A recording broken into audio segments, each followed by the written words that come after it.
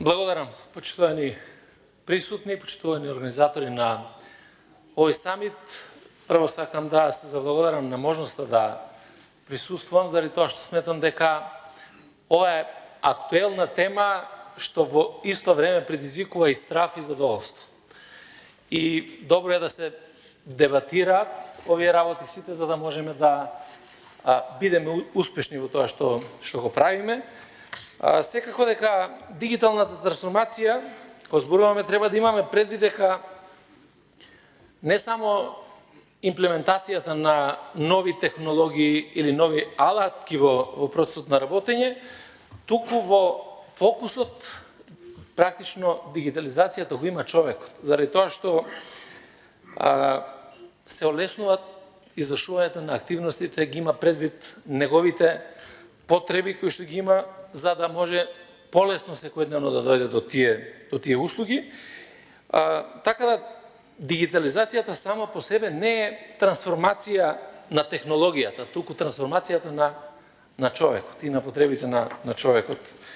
Во таа насока Министерството за внатрешни работи навремено ја увиде таа потреба од дигитална трансформација на општеството, а со тоа и на Министерството за внатрешни работи, и при тоа и одговорно и динамички пристапивме кон подготовка на терен за да можеме да ги дигитализираме услугите. Важно беше да се прифати дигитализацијата како реалност. И кога зборувавме на таа тема дека треба да создадеме услови за дигитализација некаде 2015-2016 година, првата работа што ја слушнав од моите соработници или од колегите во Министерството беше дека тоа не може да се заврши и дека е многу тешко. И тоа не е ништо ново за администрацијата. За секоја новина која што сакаме да ја направиме, секогаш првиот збор е дека тоа не може да се направи. И ако дозволите администрацијата да води во политиките, а не вие да ја водите администрацијата, тогаш сигурно нема да има реализација, нема да има успех. А секако дека прифаќањето и знаењето дека тоа би било поефикасно работење, мораше да се создаде една солидна база, бидејќи за МВР, например, во тој период 2015-2016 година имавме дигитален систем кој што е останат од поранешната сојузна држава и при тоа не било ништо надградено во тој дел. И затоа аплициравме на еден ИПА проект кој што ќе создаде услови да се направи инфраструктура информатичка која што ќе помогне во целосната реализација на тој процес на дигитализацијата. И знаете дека направивме еден центар за таква заштита на електронските податоци во Прилеп, проект кој што го финансираше Европската Унија, околу 11,5 милиони евра зграда, од кои што 6,5 милиони евра беа во информатичка технологија. И тоа беше базата во која што ние практично ќе можеме и мораме да го смениме целиот тој систем. Секако дека државните органи и потребата да разменуваме дигитални податоци од ден во ден се зголемува се повеќе и повеќе. Ако имаме предвид дека кој ќе направите една можност за добивање на било која услуга по електронски пат, тоа секако дека создава или бара нови можности. Затоа сме дел и од националната платформа за интероперабилност како институции и секако дека се работи и заеднички преку националниот портал за физички правни лица. Министерството изработи и во овој период нуди 93 услуги по електронски пат, а работиме на уште 40 нови услуги, кои што се во фазата на одобрување, верификација и внесување во националниот портал. Секако дека пристапивме многу студиозно во овој дел на приклучувањето или поврзувањето со државните институции. Во март 2022 година подпишавме договор за соработка со Министерството за правда и од март практично до 1 јуни ги изработивме веб сервисите кои што значат користење на тоа што беше потреба за Министерството за правда, односно за судовите и за обвинителствата, за да не мораме да разменуваме во хард копи податоци и информации и да робуваме на писарници и на курири кои што ќе ги носат и ќе се одолговлечува сето тоа, туку да ги добиваме, односно да си ги добивате сами тие податоци преку сервисите кои што ги имаме, а аз сам возрат секако дека и Министерството да добива одредени податоци од судовите кои што исто така денеска ги добиваме по некој друг пат. И аз очекувам дека наскоро ќе бидат завршени сервисите од Министерството за правда, односно од судовите, за да можеме и ние да ги користиме, бидејќи ние овозможивме од 1 јуни минатата година.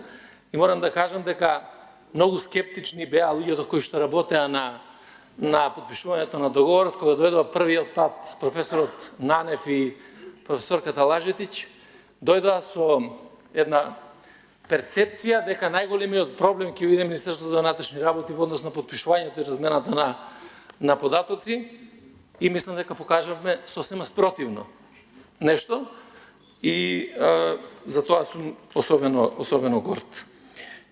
Секако дека сакам да спомнам, ова е еден од веб сервисите за Министерството, чиј корисник и Министерството за правда се однесува за лица кои имаат активно државјанство, податоците за моторни возила, преку внесена регистарска табличка да може да имаме пребарување и преку внесен матичен број.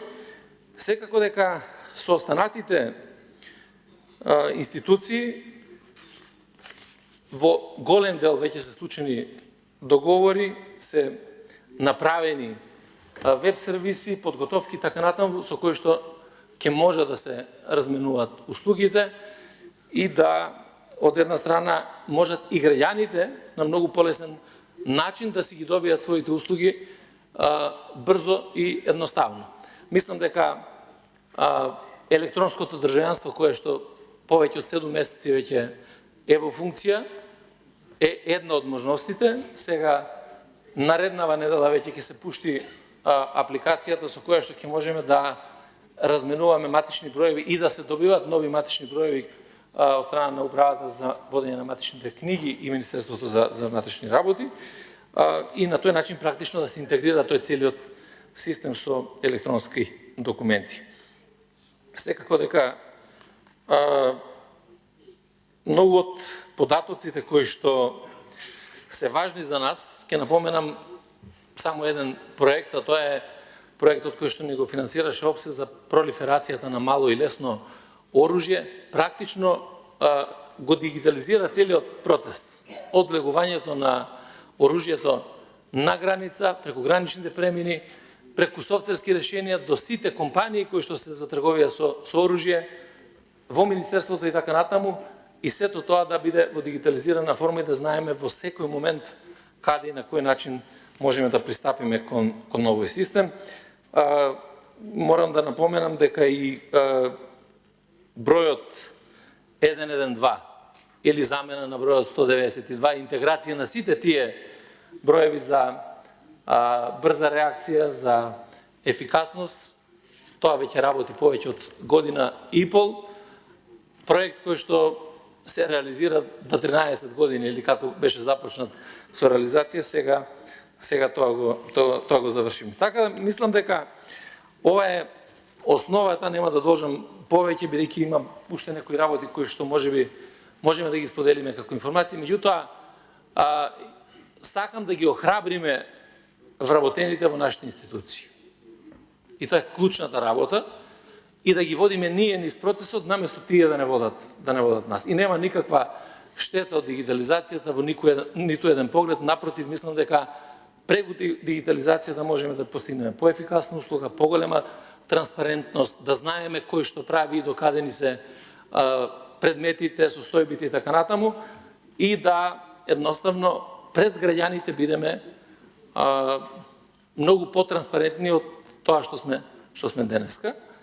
И вториот мој апел би бил да паралелно со градење на стратегија, не знам, создавање на нови сервиси за размена на податоци и на информации, тоа да го популаризираме. Бидејќи, ако е националниот портал за услуги тој кој што може да практично голем дел од барањата на граѓаните ги прибереме преку тој портал и да ги добијат услугите, мислам дека заради слабата популаризација се уште мал број, чинам некаде околу 150.000 граѓани само во државата го користат, а можат само ги прочита податоците од Министерството за внатрешни работи 94 услуги да ги користат по електронски пат. Уште еднаш благодарам на можноста да се обратам денеска и да бидеме похрабри, но и помудри заради иднината. Благодарам. Браво.